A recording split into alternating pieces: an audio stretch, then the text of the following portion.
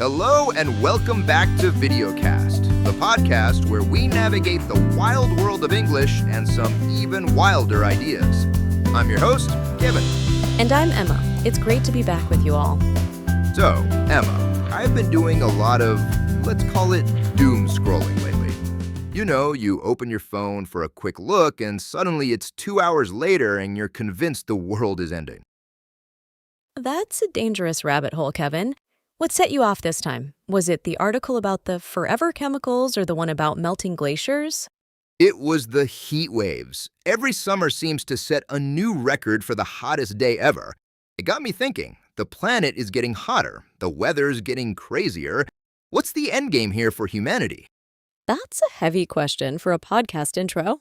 I know, right? But seriously, are we all just going to live on boats like in that movie Waterworld? Or, and hear me out, what if we go down? Down as in 6 feet under? No, well, eventually, yes, but not what I meant. I mean way down, underground, like entire cities built deep inside the earth to escape the surface. Okay, now you have my attention. So today, we're grabbing our virtual hard hats and flashlights and diving deep, literally, into the question, are underground cities a realistic future or just cool science fiction? I know it sounds crazy. My first thought was of movies where everyone's in matching silver jumpsuits, eating food pills and forgetting what the sun looks like. Right, a dystopian future. Exactly. But the more I thought about it, the more I wondered, could it actually work? I mean, it offers protection from extreme weather, from radiation, maybe even from asteroids. It's like the ultimate storm cellar. Is anyone seriously considering this? Well, the idea isn't as far-fetched as you might think. People have been fascinated by creating self-contained environments for decades, partly for long-term space travel to Mars, but also for surviving potential disasters right here on Earth. See, I knew I wasn't totally off the rails. It's a prepper's ultimate dream. So, has anyone actually tried to build one of these biomes? Is that the right word? That is the right word, and yes, they have. There was one incredibly ambitious, famous, and frankly bizarre experiment that tried to do just that. It was called Biosphere 2. Biosphere 2? What happened to Biosphere 1? Did it blow up? Biosphere 1 is planet Earth, Kevin.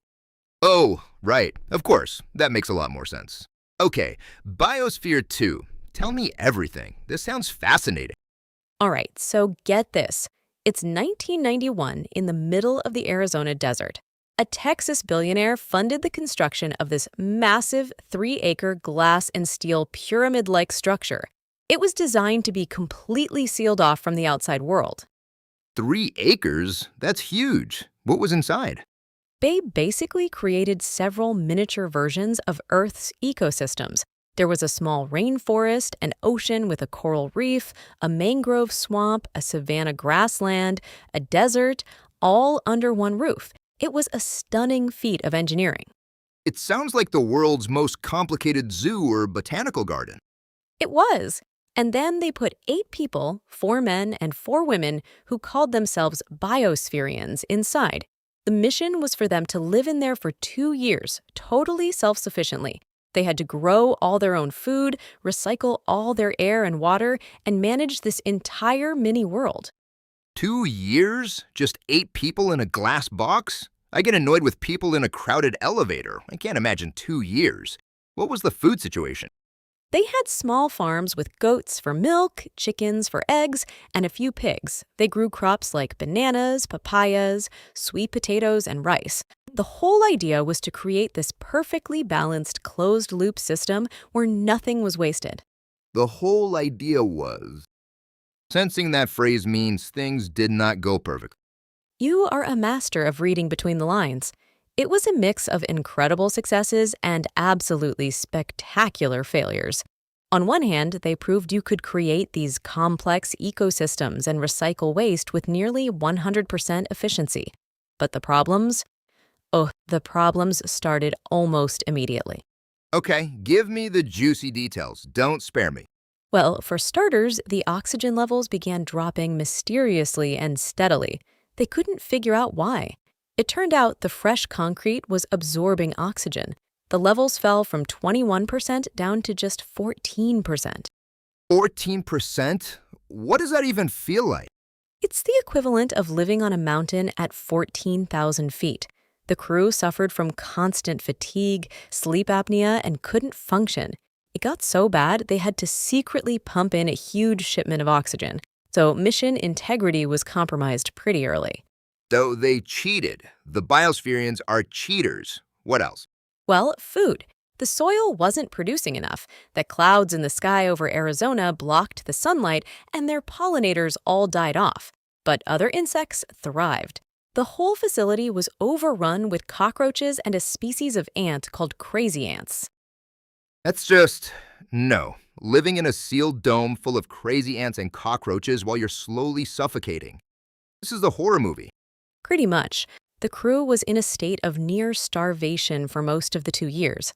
They lost, on average, 16% of their body weight. And this constant hunger and physical stress led to the biggest problem of all, the psychological breakdown. Yes, the I'm gonna go crazy factor. You can't escape. You're stuck. Exactly. The 8 crew members, who were all friends and colleagues before they went in, split into 2 rival factions of 4. They ended up hating each other. By the end, they would only communicate when it was absolutely necessary for survival. Wow, so it wasn't a scientific mission anymore. It was just a really intense, poorly catered sharehouse. That's a great way to put it. It highlights a huge problem for our underground city idea. It's not just about the engineering, it's about human psychology. How do you keep millions of people mentally healthy when they can never go outside, never feel the sun on their skin, never see a real horizon? Right, that lack of light would be a huge deal. It messes with your circadian rhythm, your sleep, your mood. You'd need these unbelievable city-sized artificial suns. The energy bill alone would be astronomical. It would, and that light isn't just for the people, it's for the food. We're back to that problem. Biosphere 2 proved that recreating a stable food chain is monstrously difficult. You can't just plant seeds and hope for the best. Yeah, no crazy ants in my underground bunker, thank you very much. You need the right soil microbes, the right insects for pollination, the right amount of nutrients. If one part of that chain breaks, the whole system can collapse and everyone starves. So, my dream of a subterranean city with a 24-hour pizza buffet is probably not gonna happen. I'm afraid not. The Biosphere crew basically lived on sweet potatoes and bean sprouts. The hunger was so bad, they started hoarding food from each other. Okay, let's make this personal. If we got the call tomorrow, Kevin, Emma, the surface is a no-go. We're moving humanity's best and brightest underground. Pack your bags. What's your first thought? Could you actually do it? My very first thought, honestly, would be to ask about the Wi-Fi signal. A practical woman. I respect that. I'm serious. If I can stream movies, listen to music, and talk to people, it might be bearable. But if I'm stuck with just a Kindle with 100 books on it and the same 7 people for the rest of my life, I don't know. What about you? I think I'd be okay for a while. I'd be the guy organizing the board game night and the talent shows. Week 52 in the bunker, it's comedy night. But eventually, the little things would get to me. The recycled air, the hum of the machinery, the fact that every meal is some kind of turnip paste. Right? What would you miss the most from the surface world? Honestly, a rainstorm, the smell of rain on hot pavement, or just walking in a forest, the feeling of being in a huge open space. I'd get claustrophobic so fast. I would 100% be the guy trying to break the airlock. You would be patient 0 for the first underground breakout. They named the new psychological condition after me, Kevin syndrome. But really, I don't think I'm cut out for it. I complain when my internet is slow. I don't think I have the mental fortitude for a sealed subterranean life. It's a tough thought. It really makes you appreciate the things we take for granted. A blue sky, a fresh breeze, and not having to spend your morning hand-pollinating a squash blossom just so you can eat. So true. It kind of puts things in perspective. Maybe, just maybe, we should focus all this brain power on fixing Biosphere 1. And on that surprisingly profound note, I think that's all the time we have for today. So, what's the verdict? Underground cities are an incredible feat of imagination, but the challenges, technological, agricultural, and especially psychological, are almost insurmountably huge. I agree. For now, it seems they belong more in the world of science fiction than in our immediate future. It's a fascinating thought experiment about what it truly takes for humans to survive. It really is.